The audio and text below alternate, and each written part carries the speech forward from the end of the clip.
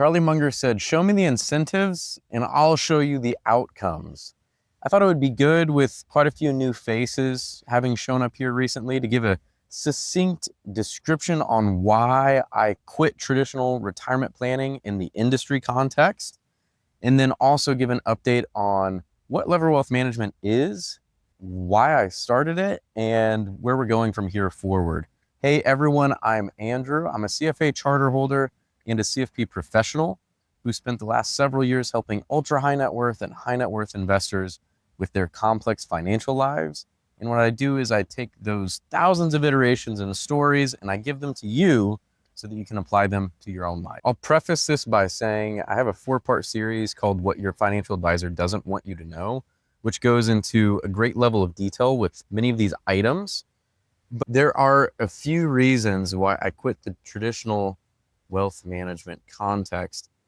And the first is just an obscene level of conflicts of interest that occur within the financial advice landscape. First of all, most advisors, financial advisors, are not fiduciaries all of the time. The data is a little bit murky, but it's over 90%, give or take, of financial advisors that can choose between simply doing what is suitable for a client, i.e. eating McDonald's, its calories, no offense McDonald's, and what is absolutely best for a client, i.e. I'm always going to do what's in your best interest, even if it's not in my best interest. Over 90% of financial advisors can pick and choose when to act in someone's best interest. Is that not insane? Because if you can choose, does the best interest ever really exist? I've seen it so much when you can have commissionable products and investments and planning together.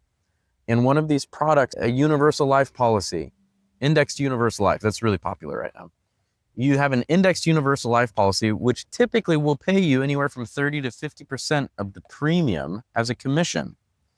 So if you have somebody who's putting $100,000 back a year into an indexed universal life policy because they think it's safe money, the financial advisor is getting 30 to 50 grand on that policy in the first year. Versus if they did a bond ladder, they'd maybe get paid $1,000. You see the difference here? That conflict is so strong for most people, the pool is too great. Second, the average financial advisor has anywhere on the lower end of 100 clients, and on the higher end with some of the banks, you'll have 300, 400, 500 clients that you're supposed to serve. The fact of the matter is, it's just too many. I was involved in, I think it was 115, maybe 120 relationships, and it was a lot. It's difficult to do deep planning for that many people simultaneously, especially when most people are going through the same issues at the same time, meaning the market, the way it's been recently, has caused a lot of changes in portfolios. And so you need to have calls with people and update where they are on their tax situation. Do we bring forward Roth conversions? Do we wait on your donor advised fund with the appreciated stock? There's all these planning aspects that are important, that are difficult to do when you're managing hundreds of people at the same time as clients.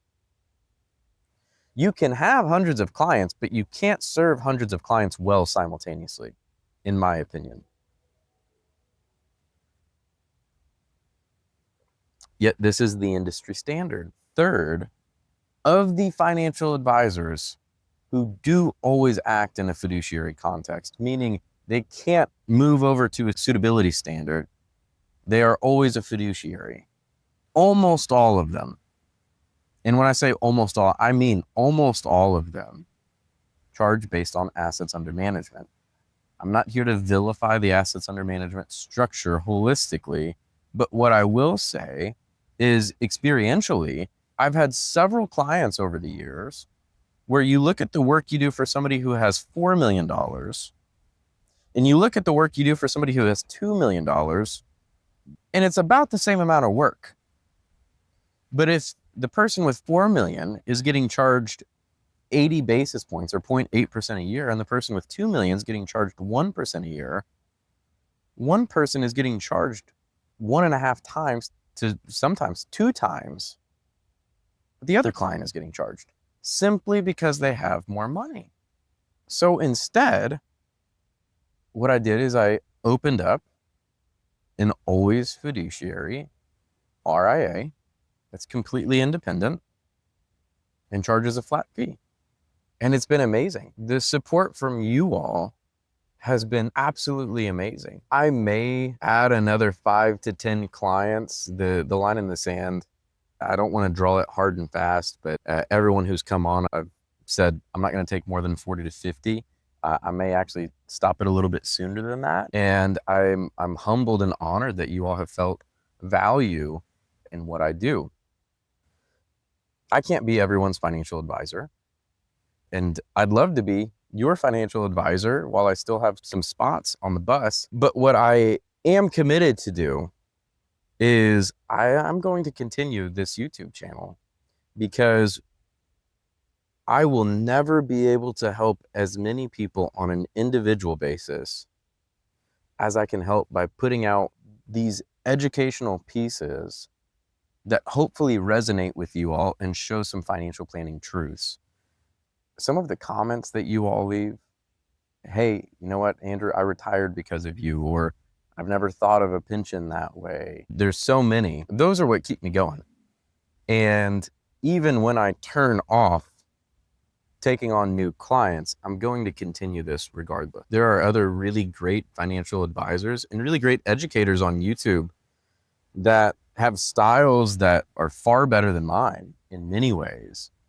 But my hope is that you can take something away from my videos that you may not be getting from other people who have just a different expertise. And so above all, what I want to say is thank you.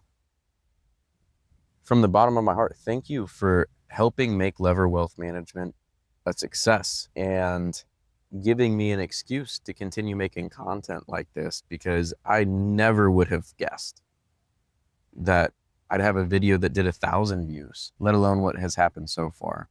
Thank you. I'll talk to you all soon.